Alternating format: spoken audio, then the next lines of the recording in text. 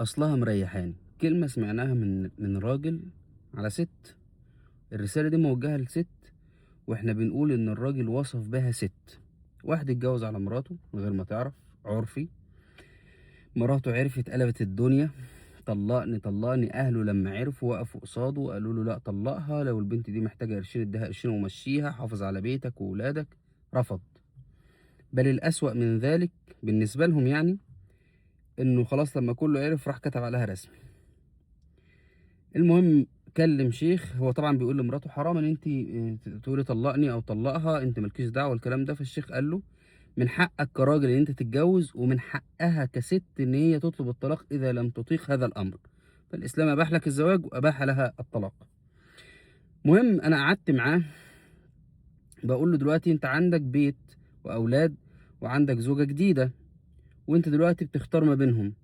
قال لي انا لا عايز اطلق دي ولا اطلق دي. قلت له طب التانيه دي بينه وبينه يعني.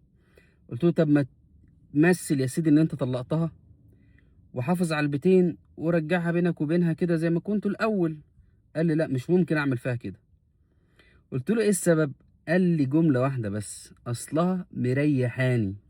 مريحاه، راحته معاها. مش ممكن يشتري اي حاجه ويبيع راحته ابدا، خلاص هو ده الراحه في البيت، وعاش معاها فتره طويله يعني. قصه تانية اعجب من دي. واحد زوجته توفاها الله، عنده ولد وبنت من عيله ميسوره، تزوج بامراه اخرى بمعرفه الاهل، زواج رسمي. الزوجة الجديدة كانت بتعامل ولاده كويس وتعامل أهله كويس، ولكن والدته ما كانتش بلعاها، مش طايقاها. هي كانت بتحب مراته الأولانية وشايفة إن دي جت أخدت مكانها. الله أعلم بقى باللي في دماغها. بدأ يحصل بينهم صدامات لغاية ما البنت يعني زهقت، بدأت ترد. أهله قالوا له طلقها، طلقها وهنجوزك ستها، مفيش ولاد واحنا لسه على البر، طلق واستريح. قال لهم لا مش هطلقها.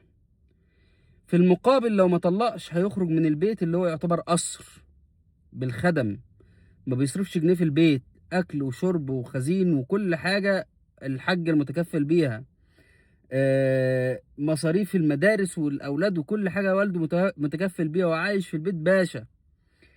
في المقابل هيسيب ده ويخرج وهيشيل نفسه بنفسه. قال مفيش مشكله، ما عنديش مشكله، انا مش هتخلى عن الست دي مهما حصل.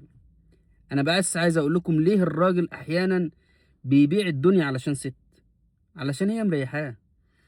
وخرج من بيت العيلة وعاش فترة، وهم عشان روحهم في الأولاد وبيحبوهم أخدوا رجعوه مرة تانية. والست راسها مرفوعة. الست تقدر تكسب جوزها، الست تقدر تريحه في كتير.